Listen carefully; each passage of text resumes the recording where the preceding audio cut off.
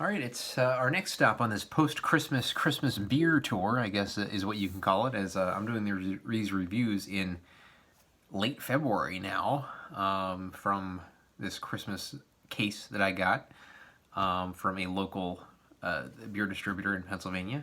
By the way, beer distributors are basically places that distribute beer. I mean, if you're in a normal state that doesn't have those kind of things and you can get them at your local gas station, I envy you.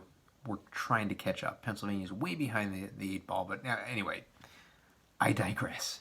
We're going to do another beer from our friends at Bell's Brewery, eccentric cafe and general store in Comstock, Michigan, slash Kalamazoo, Michigan, and this is their Christmas Ale, a beer that I thought, hey, maybe I did this, but apparently I did. This is a Scotch Ale, not a winter warmer. Their Christmas beer is. It was packaged on October 14th, 2019. They say it has a shelf life of 6 months, so it's currently February 21st. So that would fall in that range. This beer should still be fresh. So Scotch Ales, we've done a few of these. This is, by the way, the 123rd highest ranked Scotch Ale on Beer Advocate. It'll be our 10th review as well from a Bell's Brewery beer. We did one, I believe, 4 years ago was our last one. Two Hearted, one of my favorite beers of all time, one of many people's favorite beers of all time. This is, of course, not an IPA. It's completely different. So we're looking for that rich and dominant sweet malt aroma taste that we get from Scotch ales. It's considered the Scottish version of the English barley wine, so we're looking for somewhere between 6.6% to 8.5% ABV. This one comes to us at 7.5%, so it's within that range. IBUs 25 to 35. I don't have any notes, and I wasn't able to find the IBUs on this one. We'll serve it in a tulip glass, and let's see if we can find some more information on Bell's. It's been a while since I've gone through the history of the brewery.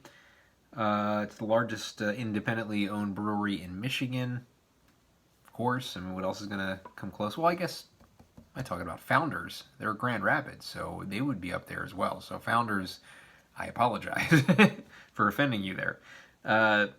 Bell's is also the 7th largest craft brewery in the U.S. The company owns Upper Hand Brewery. They just bought them not too long ago.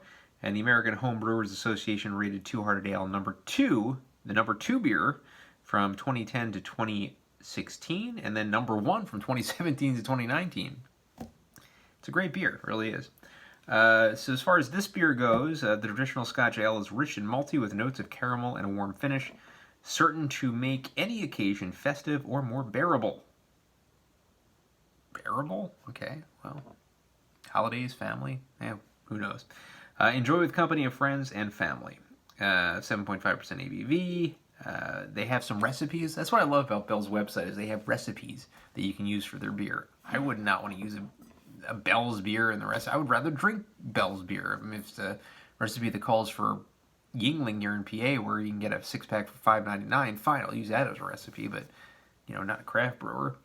But anyway, if you do that kind of stuff, they have a recipe for Christmas Ale cherry chocolate bread and Christmas Ale gingerbread cookies. Very festive. So if you have a case and you're not going to drink the whole case of it, I guess that works. So they have a Christmas tree out in the field. That's, in the middle of snow as we pour into this tulip glass. Let's see what we get here. Very dark pour, very caramel colored, very brown. And we're getting a nice head here in this tulip glass. I don't have the whole thing poured right now. Let me try to see if I can do it. Up to the very, very tippy top. And, yep, it holds it rather nicely. About a finger, I would say. Another dark red color on this beer to caramel to brownish. So it looks like a Scotch Ale, for sure. Maybe like a Founder's Dirty Bastard. Their Michigan brethren. Aroma-wise,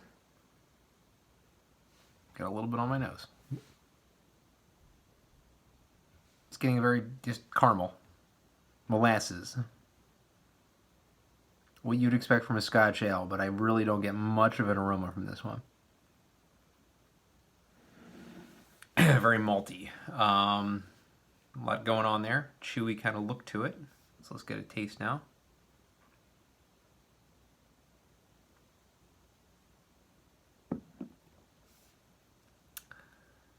Okay, so this is this is kind of a traditional Scotch Ale taste. It's got a lot of sugary kind of taste to it, a lot of dank, not dank, a lot of just molasses, sugar, dark kind of feel to it.